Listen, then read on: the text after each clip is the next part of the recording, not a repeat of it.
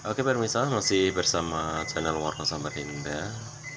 Jadi di kesempatan hari ini masih bisa berbagi buat rekan-rekan semuanya untuk membahas tentang pendingin.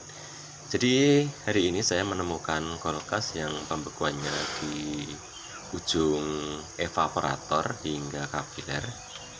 Pembekuan tipis seperti ini biasanya yang sering saya temukan yaitu dikarenakan kurang freon disebabkan karena bocor ya. Tapi ini coba kita cari-cari dulu penyebabnya dan kita pastikan bahwa kasus ini cuman bocor di kondensor atau di sekitar kompresor. Nanti kita cek aja, kita cari, kita telusuri di bagian kondensor. Biasanya kasus seperti ini yang ngeblok di atas ini bisa juga dikarenakan oli terjebak dan kerusakan karena kurangnya freonnya. Nanti coba kita bongkar freonnya apakah masih ada. Apabila masih ada mungkin kurang ya. Kalau freon habis ini tentunya sudah tidak ada dinginnya sama sekali. Ini masih ada dingin cuman tidak merata. Oke, let's go, langsung kita bongkar bagian belakang, kita cek-cek di bagian kondensor untuk memastikan bahwa bocornya ada di kondensor. Dan kasus seperti kulkas seperti ini biasanya bocor di bagian kondensor.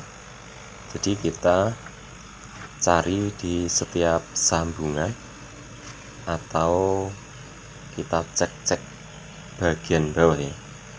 Jadi kulkas seperti ini kalau di bagian kondensor bawah kurasa tidak mungkin, karena kondensor yang model seperti ini biasanya dia menggunakan stainless yang sangat kuat. Dan kita pastikan modulnya apakah ini jenis inverter atau biasa. Yang sudah saya cek seperti ini ya, dia menggunakan teriak ya untuk suplai tekanan AC nya. Jadi ini line inverter ya, ini kompresor tegangan AC biasa. Dan ini merek Samsung yang sering saya temukan.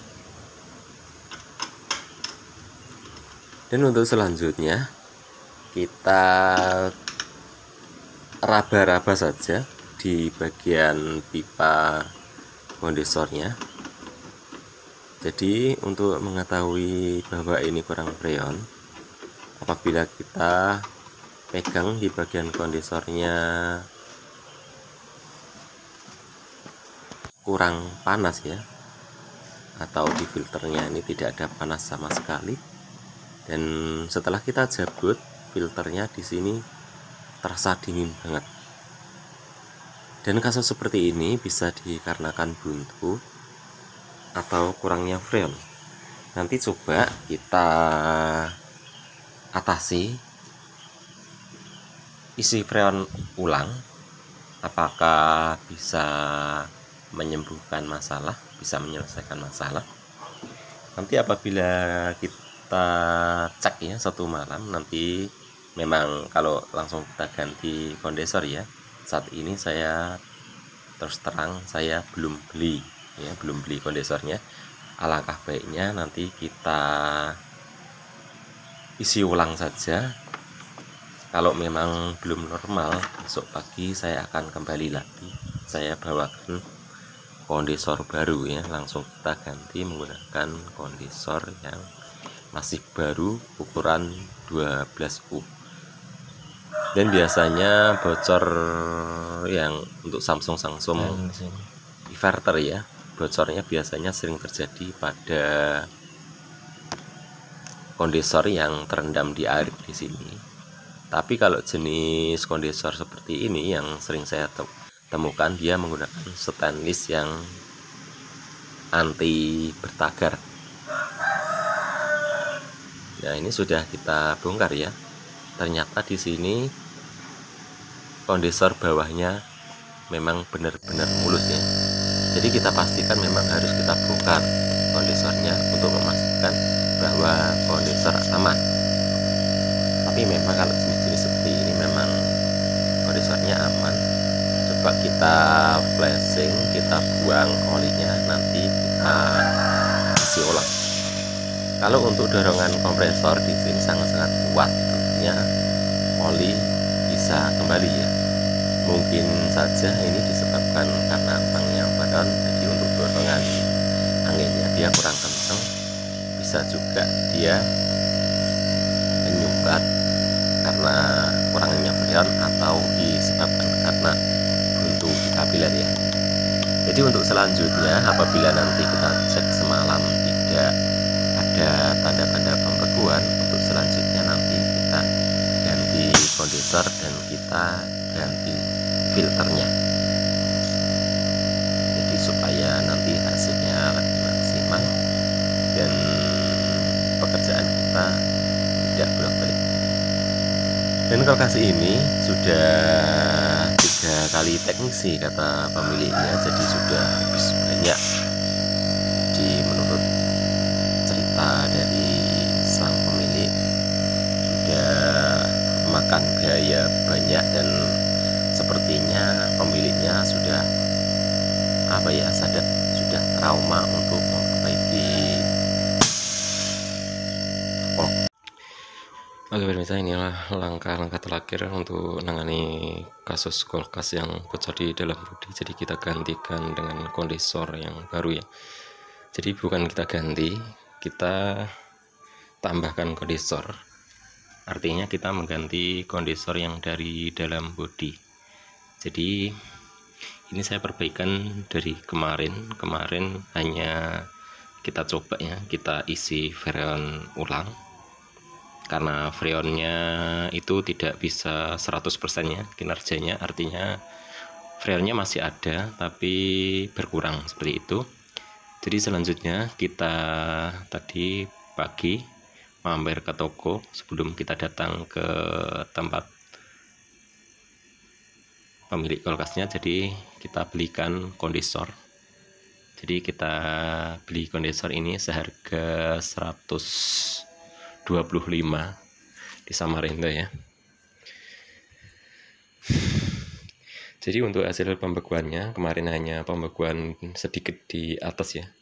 Biasanya pembekuan sedikit di atas itu disebabkan karena kompresor yang sudah lemah, lalu oli tidak bisa kembali ke kompresor seperti itu. Tapi di sini sebaliknya, kompresornya itu masih kuat untuk dorongan anginnya. Seharusnya oli bisa kembali ke kompresor. Tapi ada pembekuan sedikit di bagian atas sebelumnya ya, seperti video awalnya.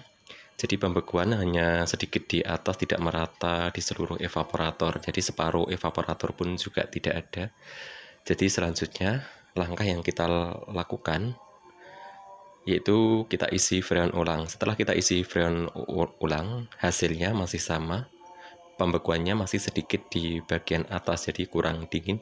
Jadi selanjutnya kita tambahkan kondensor yang baru yang 12U ya, untuk nambahkan untuk kulkas 2 pintu ini harus menggunakan yang 12U. Jadi ini kondensornya sangat banyak karena kulkasnya ukuran jumbo yang menggunakan 2 pintu kanan dan kiri.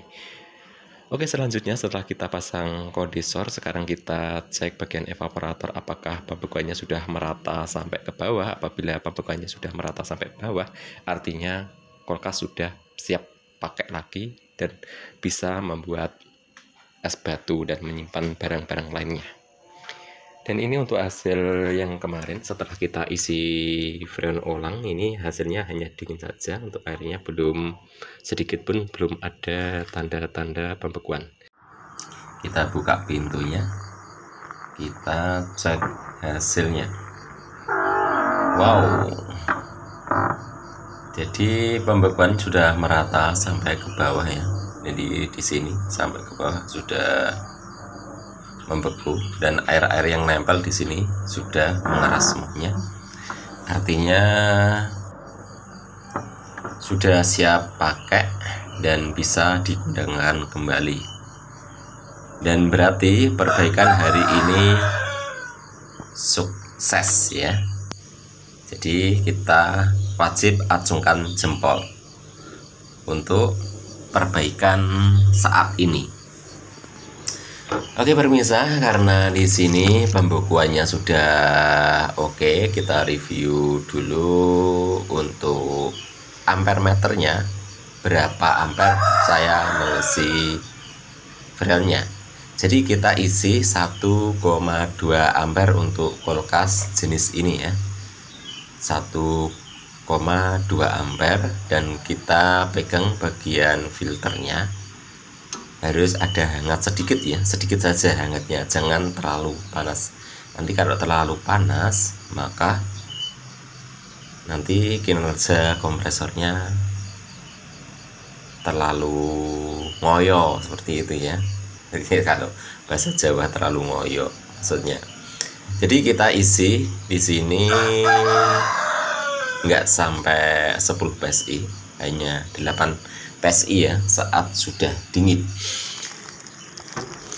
Kita cek ulang untuk memastikan apakah dia cair kembali, takutnya terjadi buntu. Langsung kita rapikan apabila sudah sukses. Oke pemirsa, jadi tadi habis servis ya, saya lagi sehari saya servis, kayaknya kelaparan saya, jadi saya berhenti, ada bakso lewat saya panggil ya.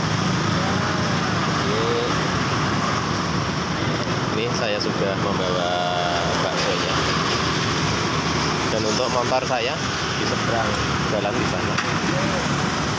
Iya, di seberang jalan. Oke pemirsa, mungkin sampai di sini dulu, dan terima kasih sudah menyaksikan video ini dari awal hingga selesai, dan mudah-mudahan sedikit bermanfaat buat kalian semuanya. Dan jangan lupa tekan tombol subscribe-nya, like, comment, share. Terima kasih, selamat menonton video saya berikutnya.